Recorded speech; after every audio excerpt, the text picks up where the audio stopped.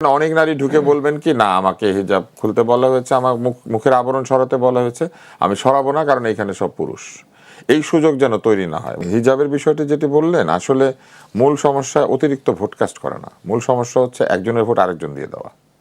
কারণ আপনি যখন ভোট কেন্দ্রে যাবেন তখন নিয়ম হচ্ছে আপনার মুখ দেখে এনআইডির যে ফাইল সেটা দিয়ে আপনাকে আইডেন্টিফাই করা হবে। এখন ধরা যাক একজন ভোটার, নারী ভোটার অনুপস্থিত অথবা তিনি ভোটটা দিতে যাবেন না, যেটা অতীতেও হয়েছে, বা কেউ মৃত্যুবরণ করেছেন। এখন কেউ যদি যেহেতু তিনি কাভার্ড বা তিনি আবৃত, সেই অবস্থায় যান এবং তার মুখ ঠিকমতো পরীক্ষা করা না যায়, তাহলে কিন্তু এই সুযোগ থেকে যায় যে তার বদলে অন্য কেউ এসে ভোটটা দিতে পারে। এমন কিন্তু অভিযোগ উঠেছিল যে জামাতের বিরুদ্ধে যে যে বিকাশ নাম্বার, এনআইডি কার্ড নাম্বার, সেটা অন্য অভিযোগ। কিন্তু এইখানে হচ্ছে আইডেন্টিটি নিশ্চিত করা বা পরিচয় নিশ্চিত হওয়ার যে বিষয়টি রয়েছে ভোটের আগে, ভোটদানের সময়, সেই বিষয়টিতে অসুবিধা তৈরি হবে। এখন কিভাবে হতে পারে? কেউ যদি বলেন যে এখানে অনেক পুরুষ রয়েছে অথবা যিনি আমার মুখ পরীক্ষা করছেন তিনি পুরুষ, তাহলে তো তিনি এটা খুলবেন না, এবং তার এই মতামতকে আমি শ্রদ্ধা করি যে তিনি খুলবেন না। কিন্তু এইরকম ক্ষেত্রে অন্তত একাধিক, কমপক্ষে 4 জন পোলিং এজেন্ট নারী থাকতে হবে প্রত্যেক ভোট কেন্দ্রে এবং প্রতিটি পরীক্ষার জায়গায়, যাতে করে অন্তত 4 জন নারী এক হয়ে বলেন যে ওই ছবির সঙ্গে এই নারীর চেহারার মিল আছে। কেন বেশি 4 জন কেন? এই জন্য যে একজনকে কম্প্রোমাইজ করানো সম্ভব, অর্থাৎ একজনকে আপনি কিনে ফেললেন, টাকা দিলেন, 4 জনকে আসলে সম্ভব, কিন্তু অন্তত সেইখানে একজন হতে হবে যিনি মানে জামাত জোটের বিপরীতের পক্ষ থাকবেন, একজনকে হতে হবে স্বতন্ত্র যারা আছেন তাদের হয়ে থাকবেন, আর একজনকে হতে হবে অন্যান্য প্রার্থী যারা আছেন তাদের হয়ে থাকবেন, আর একজনকে হতে হবে জামাতের লোক। এই 4 জনকে ওখানে থাকতে হবে এবং একজন সরকারিও থাকতে হবে। সরকারি জন পরীক্ষা করে বাকি 4 জনকে দেখাবে, বাকি 4 জন নিশ্চিত হবে, তারা জোরে বলবে যে এই নারী ছবির সঙ্গে এই নারীর চেহারার মিল আছে। হ্যাঁ, কিন্তু এখন যে পরিস্থিতি আছে সেখানে অনেক নারী ঢুকে বলবেন কি, না আমাকে হিজাব খুলতে বলা হয়েছে, আমার মুখের আবরণ সরাতে বলা হয়েছে, আমি সরাবো না কারণ এখানে সব পুরুষ। এই সুযোগ যেন তৈরি না হয়, এবং সেটা তৈরি হলে পরে বহু জায়গাতে যিনি প্রকৃত ভোটার নন কিন্তু নারী, তিনি আবৃত হয়ে গিয়ে আরেকজনের নারীর ভোটটা দিয়ে দিতে পারবেন। এই সুযোগটা রাখাটা ঠিক না। একজনের ভোট আরেকজনের দেওয়াটাও কিন্তু একটা জালিয়াতি। আর 5টা ব্যালট ঢুকানো সম্ভব না কেন? এটা হচ্ছে যে ব্যালটের যে ওই কাটাটা থাকে, ওইখানে একাধিক কাগজ একসাথে ঢুকাতে গেলে আটকে যাবে, ফলে একসঙ্গে ভাঁজ করা সম্ভব না। আর আলাদা আলাদা করে 5টা ঢুকাতে গেলে এটা কিন্তু সবার সামনে ফেলতে হয়, তো এটা সবাই দেখতে পাবে। কিন্তু এইবার কিন্তু 2টা ব্যালট ফেলবে লোকে, একটা হচ্ছে গণভোটের ব্যালট আর একটা হচ্ছে ভোটের ব্যালট। আচ্ছা, একটা বিষয় আপনার কাছে আমি জানতে চাই এবং আপনি এটা কিভাবে দেখবেন যে একটি সংবাদ মাধ্যমে এই গণভোটের ব্যালটটার একটা দুর্বলতা আছে। এই গণভোটের ব্যালটটা কি বলে, সিল মারার কথা না মনে হয়, আমি যতদূর জানি। গণভোটে কিন্তু টিক মারার কথা, যে আমি তাহলে গণভোটে যে ওনারা টিক মারবেন, কেউ যদি আগেই ব্যালটটা পকেটে করে নিয়ে ঢুকেন, টিক মারা ব্যালট, এবং ভিতরে দিলেন না, ওইটা ফেলে দিলেন, এবং উনি যদি টিক মারা ব্যালট বেশি ফেলতে পারেন, সেটাও কিন্তু এক ধরনের কারচুপি। আমরা খালি কারচুপির কথা চিন্তা করছি মানে সংসদ নির্বাচনে, গণভোটে যদি কারচুপি হয়, এবং ওই ক্রম সময় কিন্তু ভেতরে যারা আছেন সবাই হ্যাঁ পক্ষে, তাহলে সব হ্যাঁওয়ালা যদি কারচুপি করে একসাথে, এইটাকে কি করে আপনি বন্ধ করবেন? ওখানে তো নায়ের পক্ষের কোনো দল নাই। যেই ভোটে নায়ের পক্ষের কোনো দল নাই, সেখানে তো অল পোলিং এজেন্টস আর in favour of yes, right? আচ্ছা, সবাই যদি ইয়েস, ভিতরে যদি সবাই যদি ইয়েসের পক্ষে থাকে, তাহলে নায়ের পক্ষে কে আছে যে হ্যাঁ ভোট না ভোট পাহারা দিবে? কারণ সরকার নিজেই হ্যাঁ পক্ষ নিয়েছে। একটু জানতে চাই, সরকার যেখানে হ্যাঁ পক্ষ নিয়ে নেয়, সরকারেরই তো তদারক করার কথা না নায়ের রাইট? কারণ আপনি ওখানে বসে আছেন কেন? কেউ যাতে জালিয়াতি করে অনেক হ্যাঁ ভোট ঢুকিয়ে দিতে না পারে।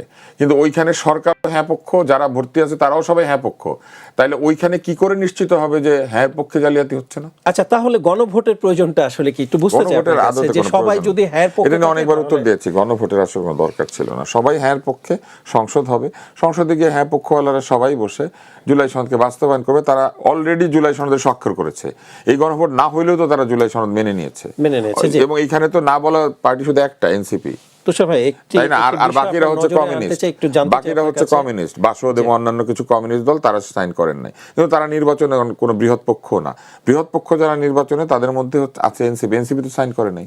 নির্বাচনী ডামাডোলে যখন সারা বাংলাদেশ ব্যস্ত থাকার কথা, এই নির্বাচন উৎসব হবে এগুলি বলে যখন বাগাড়ম্বর করা হয়েছে, সেই সময় এই নির্বাচনের সংবাদ প্রদানের ক্ষেত্রে একটি প্রথিতযশা এবং অগ্রসর, অন্তত প্রচার সংখ্যার দিক থেকে বাংলাদেশের সর্বোচ্চ সংখ্যক বিক্রি হয় কিন্তু ডেইলি স্টার ইংরেজি পত্রিকার মধ্যে, এটা সবাই স্বীকার করবে।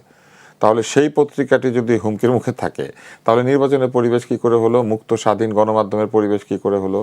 বড় বড় কথা যে বলা হয় সেগুলি কিভাবে হলো? আপনারা এই বক্তব্যটা প্রেস উইংকে দিতে বলেন, সেটা তো তারা দিচ্ছেন না। তারা দিচ্ছেন হচ্ছে পাসা নামে যে সংগঠনটা আছে সেই পাসার পক্ষে। তাদের পাসা পক্ষে না থেকে তাদের মাথাটা কাজে লাগানো দরকার। মানে ওটাকে তো পাশা লেখা হয়েছে। পাশা কেন লিখেছে আমি তো জানি না। এটা কিভাবে করেছে জানেন? অ্যাসোসিয়েশন ফর সোশ্যাল অ্যাডভান্সমেন্ট বলে একটা অত্যন্ত নাম করা একটা এনজিও আছে, ক্ষুদ্র ঋণ দেয়, তাদের বিশ্ববিদ্যালয় আছে, এবং তাদের যিনি প্রধান একসময় উপদেষ্টাও হয়েছিলেন 111 সরকারের আগে। তো তারা এটাকে আশা বলেছিলেন বাংলায়। এটা কিন্তু তারা করেছিলেন তাদের প্রপার নাউন হিসেবে, যে আশা, হোপ, এটা বোঝানোর জন্য। আশা বললে কিছু বোঝায় না, কিন্তু সেই কারণে কি আমাদের এটাকেও পাশা বলতে হবে? মানে পাশা শব্দের একাধিক অর্থ আছে। একটা হচ্ছে পাশা, সেটা হচ্ছে সম্ভ্রান্ত বংশীয় ব্যক্তি বা রাজবংশীয় ব্যক্তি, তুরস্কে পাশা। হ্যাঁ, আরেক ধরনের পাশা আছে, আমাদের এখানে খেলা হতো জুয়া খেলা, দ্যুতক্রিয়া বলে। পাশা খেলতে গিয়ে যুধিষ্ঠির তাদের 5 ভাইয়ের স্ত্রীকে বাজি ধরেছিলেন, সেটা হচ্ছে এক পাশা। আর এইটা কোন পাশা?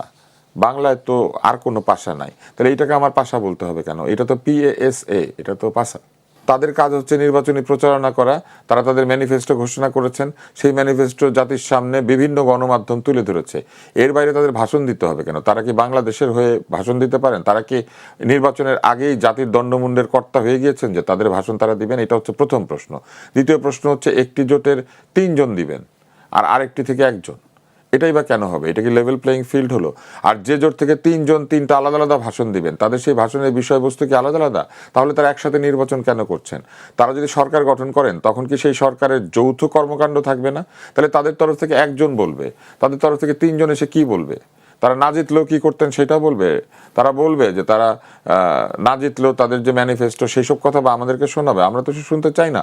যদি আপনাদের আলাদা ম্যানিফেস্টোই থাকবে, তাহলে আলাদা নির্বাচন কেন করেন না? আপনারা খুব ভালো করে জানেন যে নির্বাচনের পরে আপনাদেরকে জোটের আদর্শ বাস্তবায়িত করতে হবে। একক কোনো সিদ্ধান্ত আপনারা নিতে পারবেন না। তাহলে একক ম্যানিফেস্টো দিয়ে কি বোঝাতে চাচ্ছেন? কোনোদিন যদি ক্ষমতায় যায় তাইলে আমরা সেটা করব। আজকে আপনি যে প্রতিশ্রুতি দিচ্ছেন, 10 বছর পরে সেই প্রতিশ্রুতির ভ্যালিডিটি নাও থাকতে পারে।